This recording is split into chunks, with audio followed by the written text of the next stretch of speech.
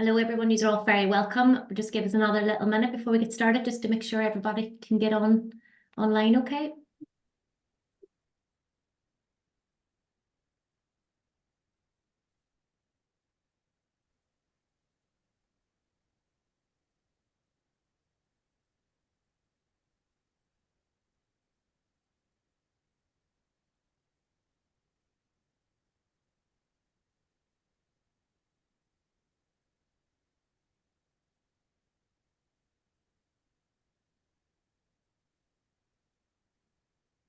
Okay, everyone, you're all very welcome today to Politics is Back webinar, and I would like to, on behalf of the Public Health Agency's PPI team, welcome Quentin Oliver and Peter McCall to the session. And Peter and Quentin are going to take us through the session for the next hour, and then hopefully at the end we will have an opportunity for any questions.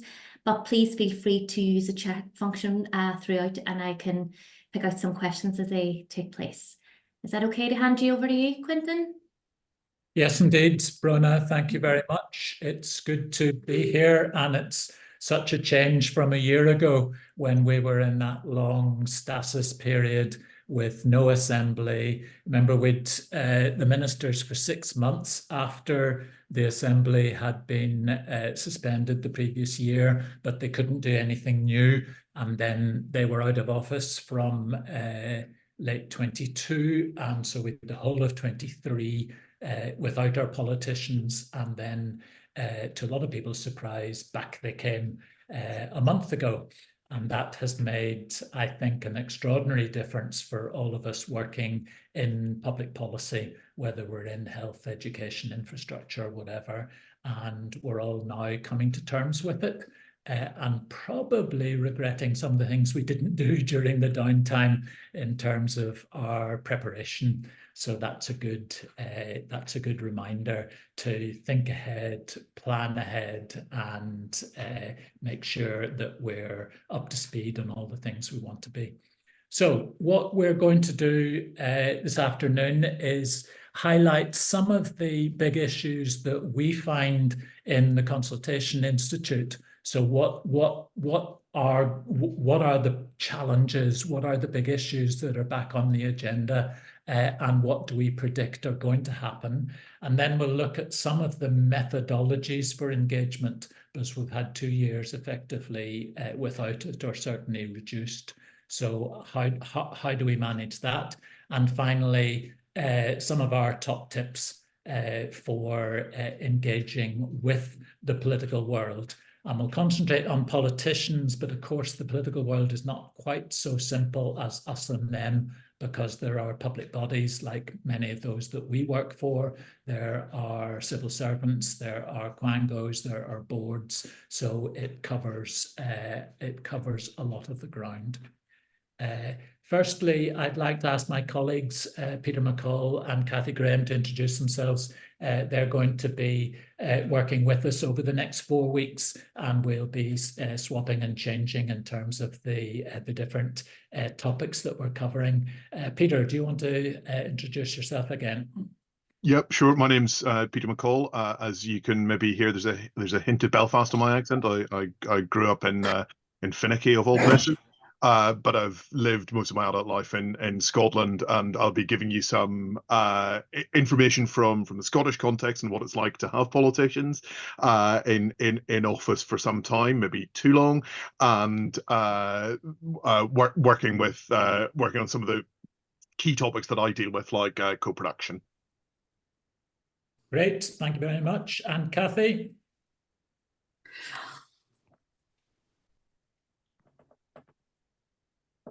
We're not hearing you. Sorry. I'm struggling with technology this morning. So my name is Cathy Graham, and I am a senior associate and fellow with the Consultation Institute, and I am based here in Northern Ireland.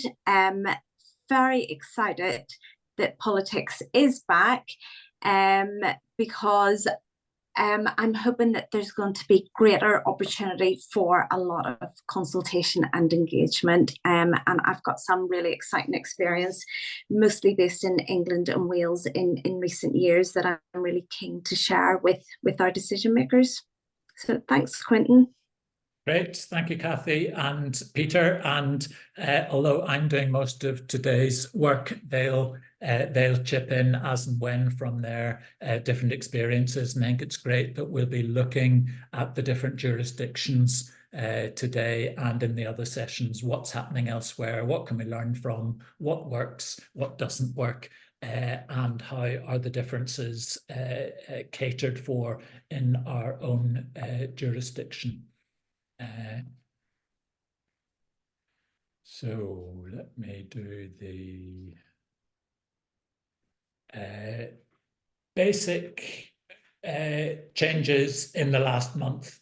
Of course, we've become used in the last quarter century to the up-down politics and our institutions being in work or not. And it's all been a bit unpredictable. But in the last month, we have certain certainties that are now happening. The Assembly has returned. It was a month ago. They met on a Saturday. I trekked up and squeezed into the public gallery. You can see the back of my head in one of the photographs in the Belfast Telegraph in the public gallery, which was a really symbolic occasion. The executive was formed, ministers have taken their seats, and all the other institutions, remember, because although we focus in this context on the health minister and the health committee at the Assembly, there are lots of other bodies which interact with health because health covers so much ground across so many disciplines. So the North-South Ministerial Council is back in action. The 6 cross-border bodies never went away and will now receive more attention, I think, in terms of their work. The British-Irish Council will start meeting again, and that's between all the jurisdiction on these islands, plus the Isle of Man, Guernsey, Sark, the Scilly Islands, and whatever else is included in the islands off the mouth of the Rhine, as somebody rather dismissively called it. And there are then lots of committees, task forces, advisory bodies, commissions, reviews, and you should watch out for the ones that are important for your work, because while the health minister is at the apex of that system, all these other bodies may have influence. They may be implementing health decisions, or they may be blocking them. They may be interpreting them differently. So you need to decide how wide your scope of interest is in terms of what are you following, where are you gathering your information, who are the people that you're talking to there. So I'll just throw out a starting question to get you all back into the discussion. What have you noticed in the first month? What are the changes from where you sit? What have they been? So throw it into the chat, and let's see what you've seen, particularly in terms of the engagement, because that's our priority today. Anyone want to chip in something? Let us know what you found from where you've been sitting 2 years without politicians, and now the Assembly's back for a month. Lots of Assembly questions. It looks as if you're getting those all on your desk and you're having to answer them, which is great. So that shows that there are processes where Assembly members ask questions, usually in writing or orally. So the oral questions come once a month when the health minister is up in the Assembly, and then the written questions come in high volume as members want to seek information, data, plans, policies, and so on. Someone's mentioned the honeymoon. Yeah, I wonder how long that honeymoon will last. It certainly lasted a month. Everyone's really pleased with that. And with, as somebody says, lots of photo calls and so on, which are symbolic, they're important, but you're right, what comes after it, what comes underneath it, what will happen in terms of substance. There's the pay negotiations across a lot of public sector organizations, and you'll all be watching that with interest for those of you who work within the system in terms of your own pay and conditions, but also in those in analogous bodies, because the public sector is such an important part of running Northern Ireland. So there's a few things that you've been seeing, and we're certainly watching them and hoping to interpret them and help. So here are the pretty faces of our executive members. The notable thing here, and this is a first, is 50-50 gender split. And that is amazing. In the first assembly in 98, there were only 13 women out of 108, with a larger number. And it has crept up, dipped once or twice, but the number of women in the assembly is certainly a lot better. It's nearly 40% now, and 50% on the executive is extraordinary. And that puts us alongside, strangely, Rwanda and Afghanistan in terms of cabinets running countries. And that's a tribute in one way. But of course, what we will want to be watching is, what do they do? What do they decide? And how does that affect the world in which we live?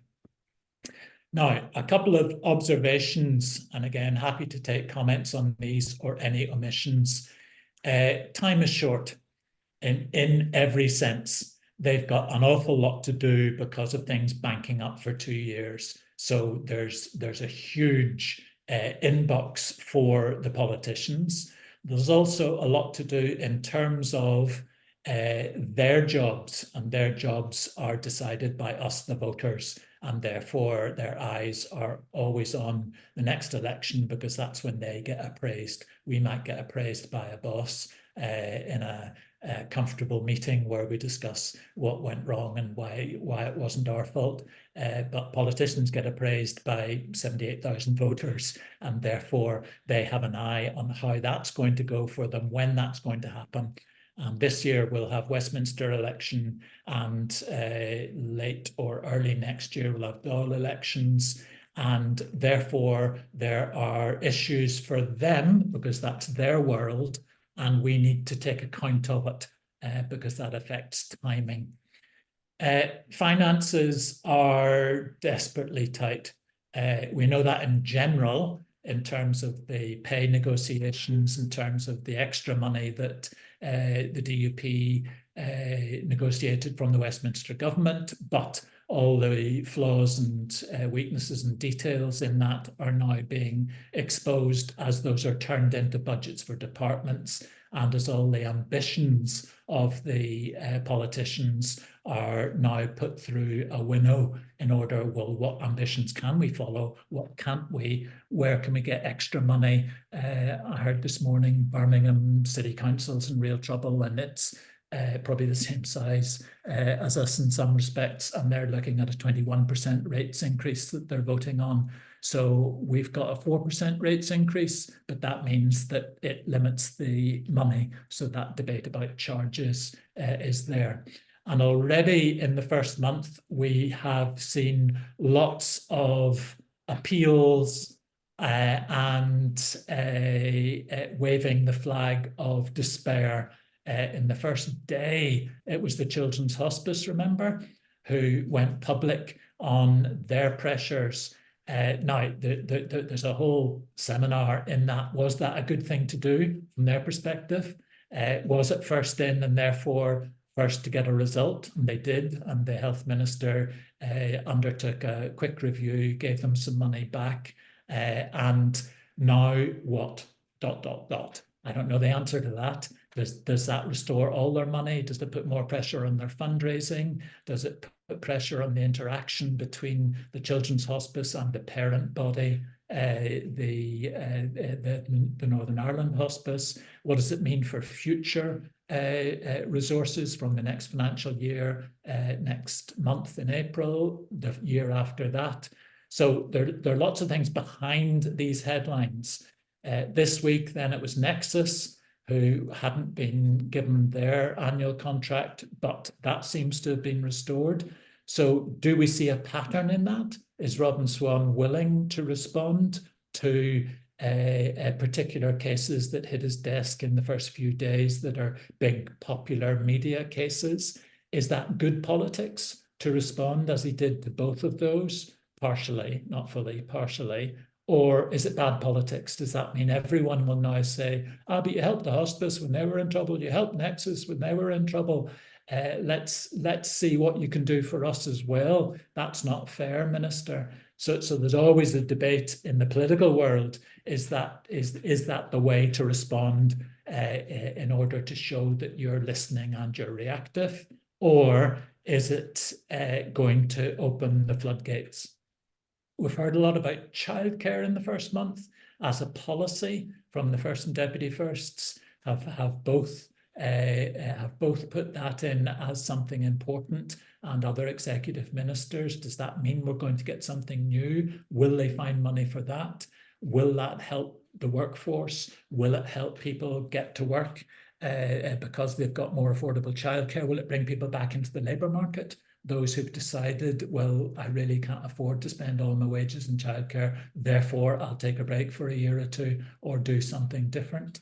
And I think those are important questions, and they're certainly straws in the wind about what they may bring in terms of the day-to-day work. And for those of us involved in PPI and the engagement of service users and carers and members of the public and patients, it's something we'll be watching closely. We've been reminded too that power sharing is difficult. That's why it's taken us a quarter century to implement all those power sharing aspirations of the Belfast Good Friday Agreement. And it remains difficult because we have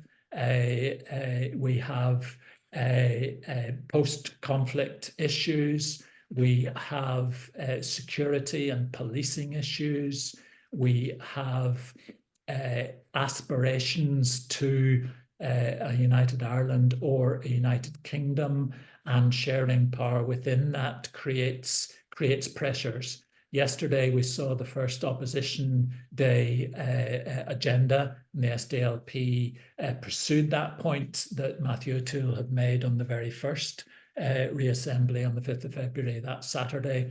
Will the DUP and Sinn Féin promise not to collapse it again? And they chose not to do that on that Saturday, and they chose not to again yesterday. So that will remain a cloud hanging, and what implication will that have? We've seen ructions in the PSNI over the Chief Constable lost his job in October, new one came in.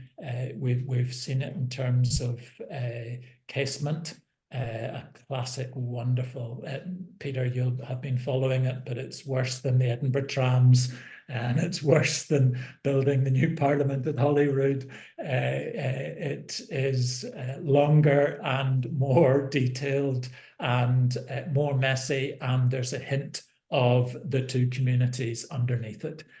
Which community gets what, in what way, and is the other side trying to block it, stop it, support it, move on, move society on? So we'll all remember the difficulties that are caused.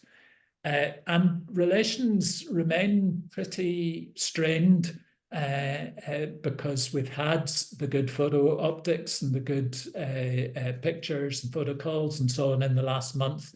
But once you start talking about when are we having a border poll, or why aren't we promoting the benefits of the union that give you all these good things, you can see that the tensions rise. We've got constant issues over the legacy, and how do we move on from that? We've had legislation pushed through Westminster that's been challenged in the courts successfully this week in one part. And we can expect to see more of those culture tensions. Now, while they say they will try and avoid culture wars, in our context, that is difficult in terms of control, message discipline about what's happening across the piece. And we also have the challenge and problem that the political world is unpopular, and that in a way is ever thus. I mean, there's always a group who say politicians are in it for themselves. They don't listen, they don't look after us, and they are given fuel with expenses, scandals, with particular junket stories, and so forth. In our case, because of the collapses, they've got particular disdain heaped on top of the normal, well, what are politicians for and what are they doing for us?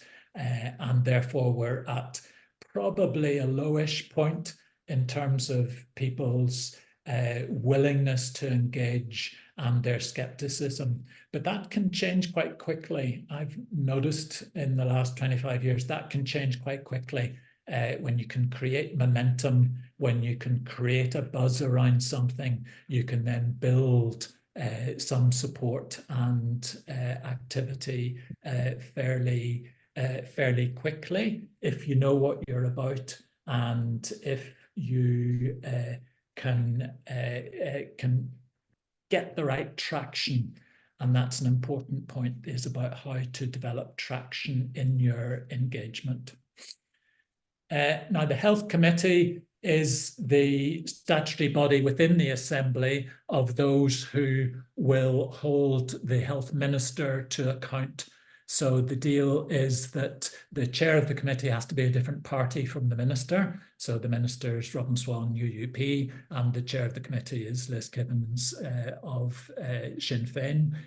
Deputy Chair Danny Donnelly, do some of you work with him? Danny works in the health system, so some of you may be close colleagues. And I think during the 2 years he did more work in health and social care as a way of keeping his hand in and understanding the challenges that he would be facing. And then you see the other members. There. So the Health Committee will be a focus of a lot of engagement, a lot of involvement, where they'll be seeking advice from people in the system and from patients and carers, and where you'll be seeking to keep doors open in order to answer questions, put questions, and make sure that your issues are adequately covered. Now, to move on to ways of engagement, this is one of my favourite lobbying photo images, and as you can see, it's absolutely brilliant. Photograph that encapsulate the debate about smoking in cars and children in cars. And I can remember I was involved in this, as I'm sure some of you on this webinar were, where there had been a campaign from a variety of medical bodies. I remember the BMA had a campaign on smoking in cars, but it was very learned.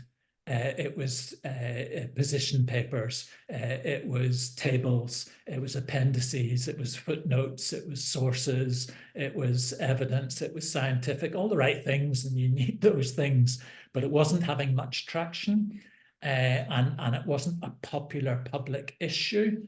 And I can remember it was Jim Wells, who was then the DUP health minister, and his advisor was saying, "But Minister, we're a libertarian party, and you're a particular libertarian. You don't want to interfere in what people do, and you'll be accused of nanny state and instructing people how to live their lives." And when this photo appeared, he just took this photo and waved it and said, "How can I be health minister and allow that sort of thing to happen?"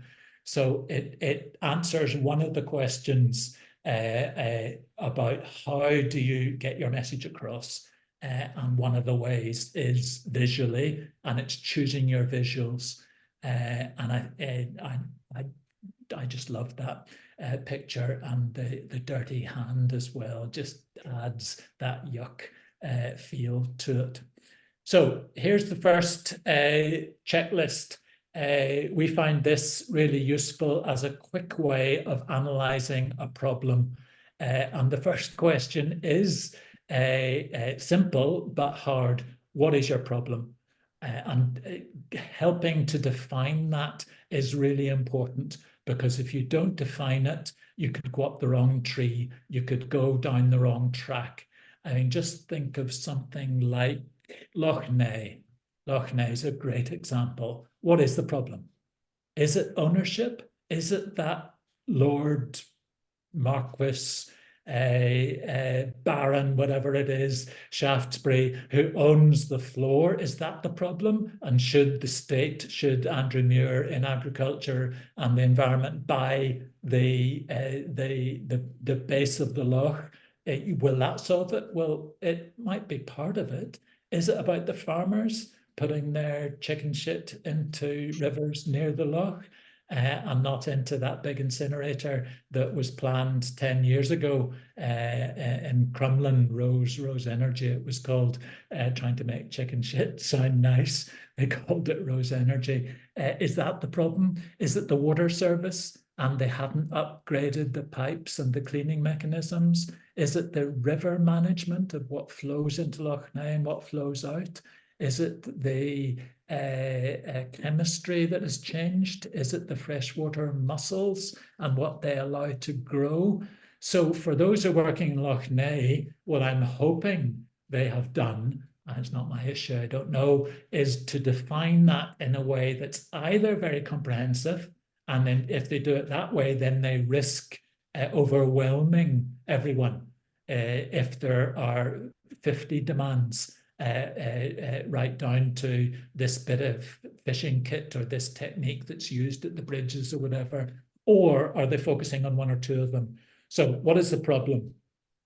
Who can solve it? And in that Loch Ness issue, there are dozens. Now, the Minister of Agriculture and the Environment has some of them, but there are also infrastructure issues. So John O'Dowd's infrastructure department and the water people and the drinking water that is taken from Loch Ness would be part of it. So finding the people that you want to get to make the decisions is important.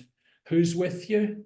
Are all the fisher people with you? Or do some people have different needs? Are there people who fish the freshwater mussels? I have no idea. What about the eels at the top of Loch Ness? Are their interests different from the casual leisure anglers? Is there commercial fishing that has different interests because they need bigger kit and equipment that upsets those with smaller interests and who live on it? So what coalition of support can you build in even on some of those issues rather than all of them? And the corollary of that often people overlook is who's against this? Who has interests that they will protect? And we sometimes ignore them consciously. Well, we'll not persuade them, but often unconsciously, and that can be a big mistake because they can be massing on another front about their interests of quarrying, say. So who are the people who quarry? We don't know them, so I have to find out what interest do they have, and can they be headed off, or can they be undermined, or can they be brought into your alliance on one or two of the issues in order to get support, or can they be an agreement to disagree, and therefore you'll not be horrible to each other. So working out the opposition is important. And of course, what is your ask? What is the solution or solutions? And how are you going to organize those? So lots of things flow from those top line 5 questions. But we find it a really useful checklist, either on the back of an envelope when you're going into a meeting, to just check what we're going to run through in this meeting, or in a morning workshop where you're going to go through them all in detail and make sure that you know what you're doing. And finally, I'm just going to run through these in order to allow some space for discussion. The graphic comes from discussions I had once with an American senator at a dinner in Northern Ireland, and I was sitting beside him, and he said, "What do you do?" And I said, "Oh, I'm a lobbyist." And he said, "Oh my God, I employ 20 people to keep you people away from me. How did you get to sit beside me?" So I was chuffed and flattered. It had been accidental, but chuffed and flattered that I'd beaten his machine to get round the table. But this is not just lobbying, but it's also about engagement. It's about what are the issues that you have to do professionally or in your NGO or your charity or your trade union or your self-help group or your network or your Rotary Club or whatever it is. What are the issues that you're dealing with, and what could make your life better? What could make the context in which you operate better for your members, your beneficiaries? And the starting point is about the message. And I am astonished how many people I've seen start an engagement process without really being clear what the message is. But isn't it obvious? We need more money. But why do you need more money? What are you going to do with the money? Have you proven that the money you've had last year has been well spent? Has it been audited? How much more do you need? What are you going to do with it? What will the outcomes be? How will you measure them? So the message development is really important. Secondly, the messenger. Who will convey these messages and how will they do it? So say you're working on homelessness, and that's another issue. Sounds simple. What do? Get people houses. Not quite so simple. There aren't adequate low-cost housing. The housing executive does their best, but it clearly doesn't solve the problem. There's so many people who are sofa surfing, the hidden homeless, and then there's the rough sleepers on the streets. There may be issues of addiction, of alcohol, of mental health. So already you're beginning to spread your net much further. So who will convey it? What about the people themselves? We talk about patients and service users quite rightly. How do we engage homeless people and those who work with them? Do we want big organizations who've got lots of experience, or do they sound vested interest, as if they are vested interest? Do they have big bureaucracies that might not be attractive? Do you use celebrities? When do you start? I don't know how many times. Did anyone have a contact for Liam Neeson? What about Jimmy Nesbitt? Jimmy Nesbitt would like this sort of thing. And what about Kenneth Branagh? And how about Kieran Hines? He's big at the moment. So how do we get a hold of him? And then Kieran actually was was on the news this week for doing some work in talking therapy for stroke patients in Whiteabbey, was it? So how do you engage big hitters? Are they going to be helpful? Will they get you a one-page wonder in the paper and nothing else? Or will they spearhead your issue? How will you convey it? Is it through social media? Is it through a press release? Does anyone send press releases? Do you need the media? Or are you going to go to the politicians and win their support first?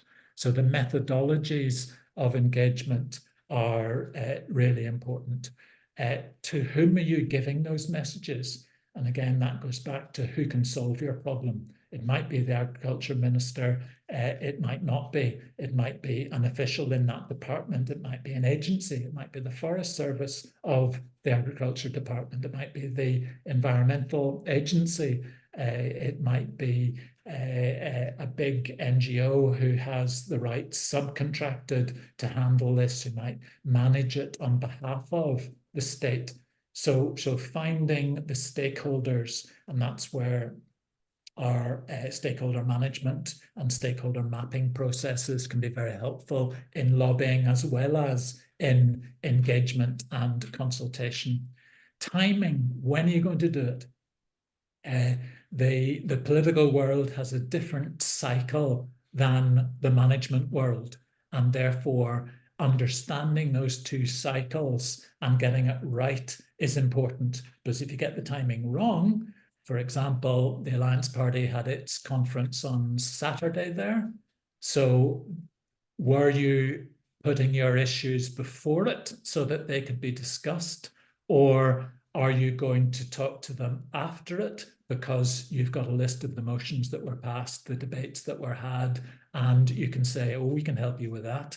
We noticed that you've made a big issue of that, and we can help you because here's some examples, here's some work I'm doing, here's some of the case studies that we're working on. So timing in terms of the political year being different from the management year that we operate in is important to watch.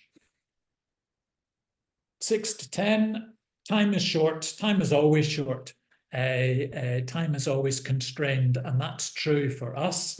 Therefore, how do we get our ducks in a row? But it's also true for politicians that their time is short. They know they've only got a year or two to make a difference, to make an impact. They know they've got hundreds of issues, hundreds of issues. I was talking to some MPs recently, and they were saying that the decline of the postal service is very obvious to them in terms of the number of physical letters they get, 2, 3 a day. Perhaps somebody was speculating, but 200 emails a day, 200 emails per day, 1,500 a week. And no matter how many fancy systems you have about replying instantly, or how many staff you've got working on them, not easy to prioritize and make sure that their time is well used. Likewise, in the FaceTime, don't waste the politicians' time. They've got another 5 people to see in the hour that you think you're going to get. They've got other people to phone, they've got messages to send, they've got their own lobbying for their issue, not just yours, their own lobbying to do with the minister of their party or the committee chair who's about to start a discussion in the next room. And although we complain about our politicians, oh, they forgot about what I told them last week, give them a break, because they have been lobbied today and tomorrow and the next day on 20, 30, 40 different issues. They've had leaflets and posters and petitions and letters stuffed into their hands. And it's not their retention in their brains often, but it's the competition that is racking up the pressures on them. So that's why you need to, what we call, plant your hooks. Plant your hooks in your targets, be they politicians or senior civil servants and public sector managers, so that you have a relationship developing. So your hooks might be, oh, can we brief you on this next month? Can I send you that case study I've mentioned? Can I refer you to a link where this is discussed from what somebody did in our counterpart organisation in Wales, for example? So it's how do you engage with the policy world in that widest sense and make sure that you don't just have one-off relationships that then get forgotten, and the people get forgotten, the issues get forgotten. Can I send you our newsletter, which we send out quarterly? Can I do this? So think of ways that you can ensure that engagement is more likely to have a meaningful purpose. And always remember that because of the 1 to 8 above, you need to be clear in summing up your messages, summing up what you've heard. Yes, I'll answer that point that you ask, how many did that, how many did the other. Reinforce it with examples and case studies and reports. Go back after a month. Can we fulfill the promises we made to you? ABC. can we invite you to come and visit this project so you can bring it to life in your mind? You said you were interested in it and so forth.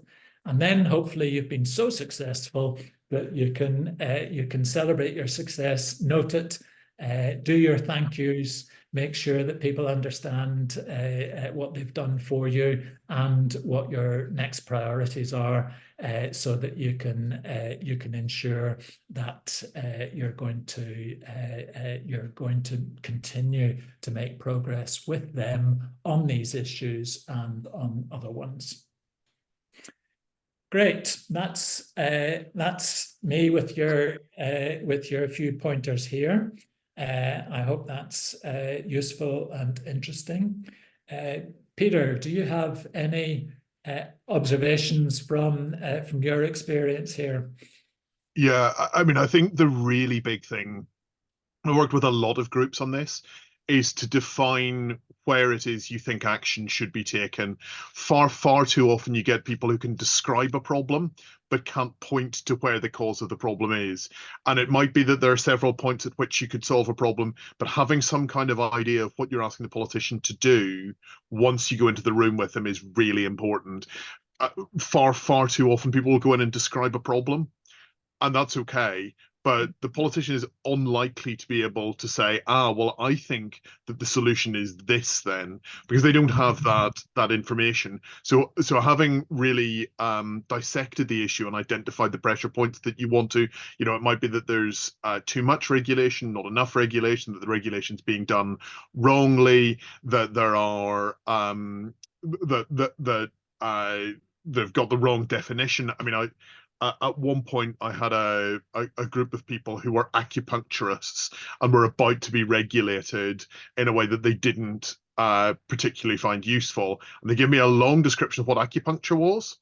And I thought, well, that's great. I don't need it. But you need to explain to me what it is that you think, why you think you being bundled in with pharmaceuticals for regulation is a problem.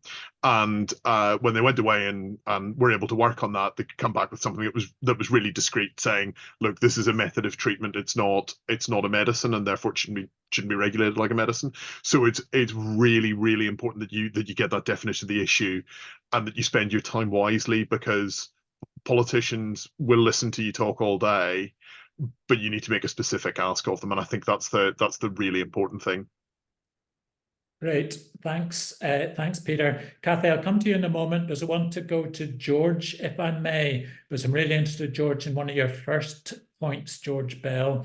Rather than speculating, we need to be proactive and make things happen, shaping policy via co-production. And I thought that was really interesting, because that's such an important point. Rather than just looking to influence them, the system, the assembly, the committee, the political world, it's about how do we shape policy in a different direction? How do we make the weather? So if you got any observations to add on that one, George? Yeah, I think I'm just actually putting a post in here to say that we're lobbying, we should build in failure so that we know the realities of what we're trying to do. What I am currently doing, I live in Dundonald and I walk past the DUP office nearly every day. So I'm going in there and I'm trying to get them to consider how they might actually politically benefit by saying that the policies they are developing are actually co-produced. So I'm trying to get them into a mentality of co-production that means something to them. Now, my major interest is age-related areas, because I'm part of the AGNI Consultative Forum. So we've already got our lived experience out. So I'm trying to get that into the minds of politicians. But this is quite a small, incremental sort of step rather than the big picture. I recognize that people who are professional lobbyists are into the bigger picture, but somehow we've got to get the what I might call the small people like myself, that might actually be able to call in and make a point and try and say that we want to be involved. We want to take our experience into account. So small things, I think, are important, and we mustn't lose sight of that. But that needs a sort of war of attrition. You need to keep at it, and you need to accept that it may not happen, and if it doesn't happen, just keep gnawing at the bone, if you like. Yep, I think that's a great point, George. And I think, for example, in terms of the issue of people with lived experience, I can remember flogging that horse 20, 30 years ago and getting nowhere. Oh, it's too difficult. Oh, people in poverty don't have the skills to take part in these discussions and conferences. Oh, you can speak for them and so forth. And I think that has been transformed. There's still a way to go, but there are so many forums, and the Edge NI one is a great one that you mentioned, to bring in those who have those experiences. And I think the PPI world is again proof of the success of that, and the work that Martin and Brona and Roisin and others and James have been doing in the health and social care system has been fantastic. But what do we need to do? And I see that Brona's asking that question in the chat as well. Does the terminology matter? Are we engaging, involving, participating, empowering, lobbying, advocating? These are different terms, and I can parse them for you in great detail from their roots, usually in Latin and Greek, in which I have a very underused degree. I can do that for you. But does it matter? And how do we ensure that those things that you're talking about, George, in terms of ways of doing things, how do political parties make their policies? Can we, as ordinary citizens, help them do that? Is a great point. Kathy, do you have some observations? Yeah, I think, I really liked what George said there, and it's about failure, learning from failure. I think that co-production, co-design is a strength-based approach, but there is something about failing fast, failing forward. And I think that for politicians, perhaps the difficulty is in the risk taking to involve, to engage, and to encourage greater participation. Because what happens if the people with lived experience aren't telling them what they want to hear, what they hope would align with their mandate? So I think it is about seeking opportunities for people with lived experience to be involved. And we think about in the health service and any sort of reconfiguration of services, of pathways. The clinicians with the best will in the world can think about, oh, this is the pathway that will suit it. It meets our budget, it meets our workforce requirement, it meets our clinical standards, but it may not meet the needs and the expectations of those people that are currently or potentially will be service users. So just ask. It's really as simple as that. And Quentin, you round off a whole series of different terminology: participation, involvement, engagement, etc., etc.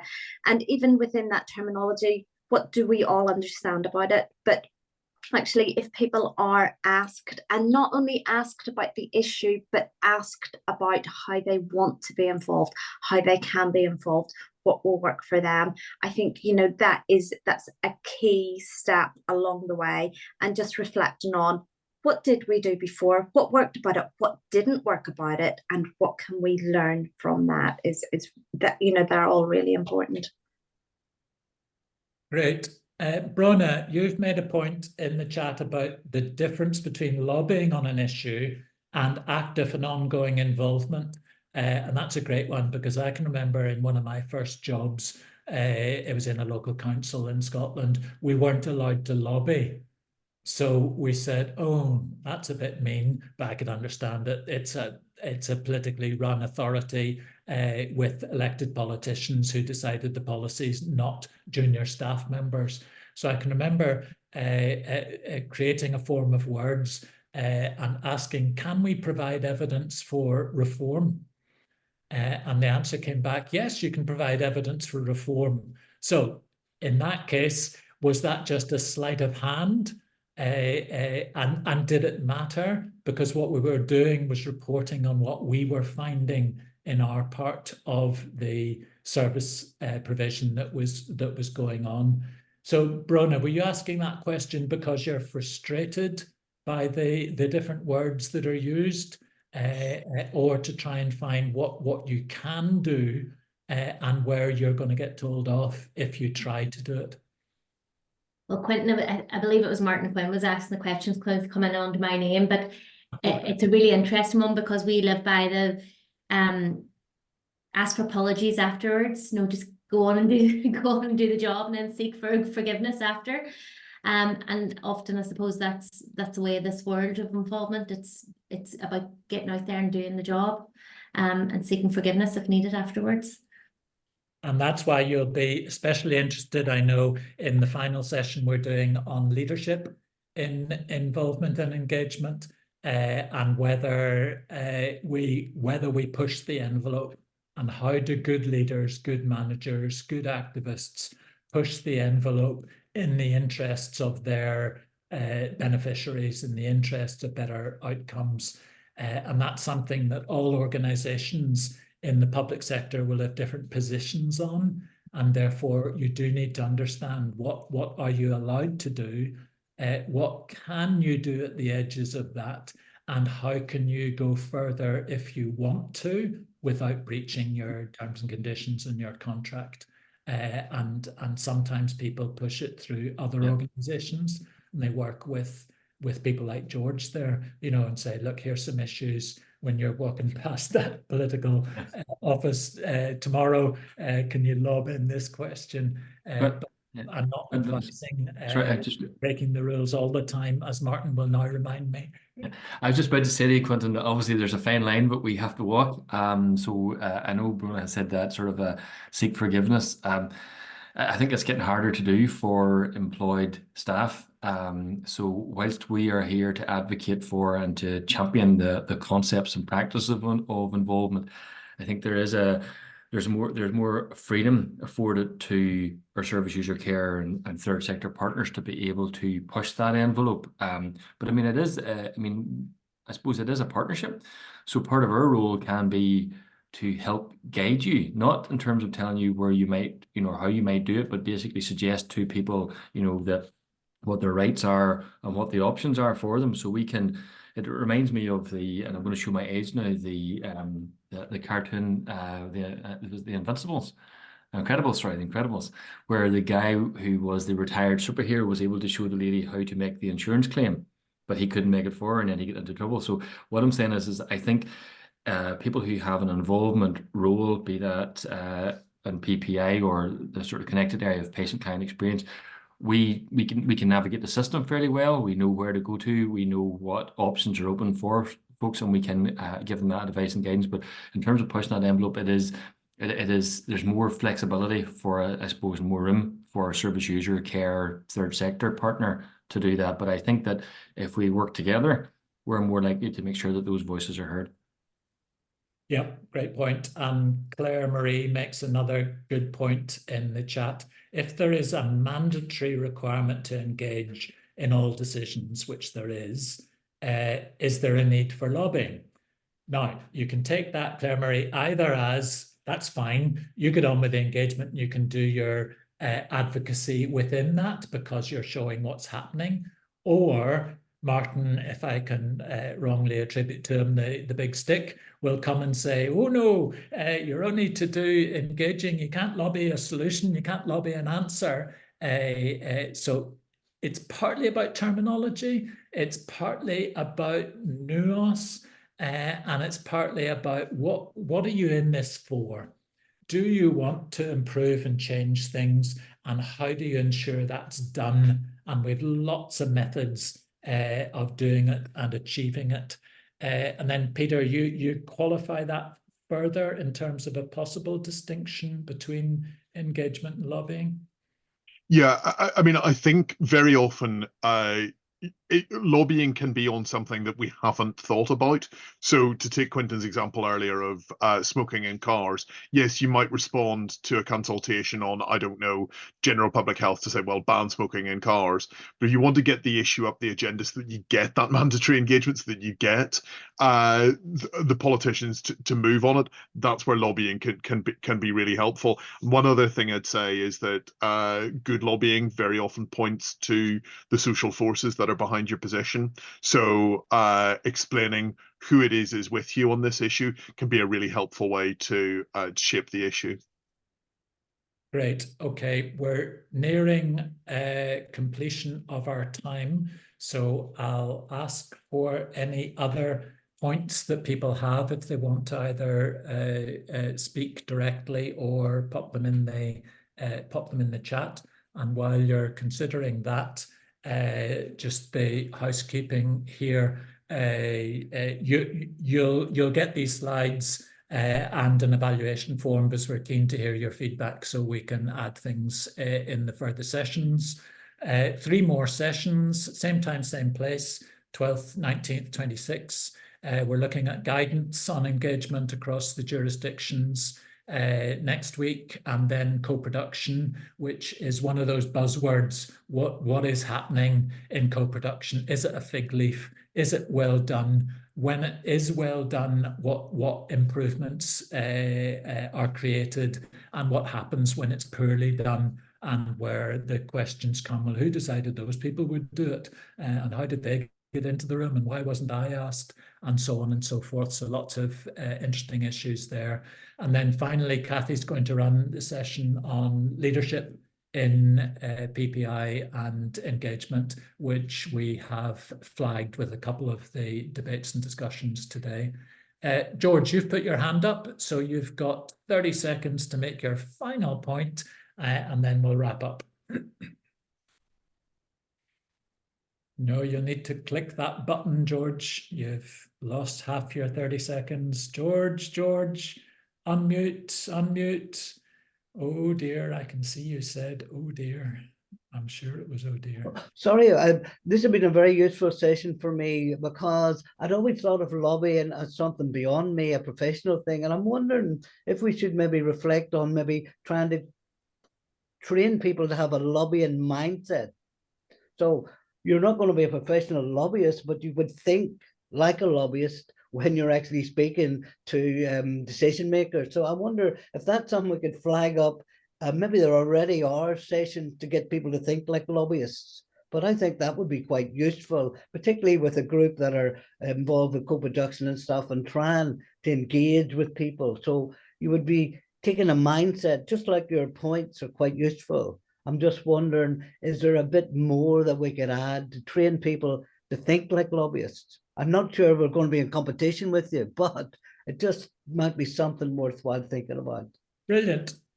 We all have different skills. We all come from different backgrounds, and the best organizations and movements I've been part of recognize those differences and the different interests and skills that people are bringing. So I'm one of the ones with a professional lobbying background, but I'm also really interested in public policy development in terms of the processes that you were talking about, and co-production is certainly one of them. Public consultation is another, which has rules that we are teaching about as well, in terms of how to run a good consultation and how to be a good consultee and a good participant. And all these things overlap, and I think that's the final point I'd like to make. They all overlap, and what we need to do is understand where we sit and what our objectives are, and what we're going to do to make things better for us, for the beneficiaries, for the patient service users, for the communities, and for this little place that we live in. So I'll hand back. Martin or Bruna, are you going to do the formal closing? Thank you, Quentin. Martin, I'll hand it over to you. Just to thank those who've managed to stay with us. I know a lot of people are dropping off, so we'll be on time. But look, thank you very much thank you for participation. And I think that these webinars, we could run a lot more than 4 of them, but I think the 4 that we've targeted are fairly specific to the sort of feedback we got. And I look forward to seeing as many of you as possible and your friends if you want to bring them along to the next session. So thank you again to Quentin, to Peter, and to Kathy.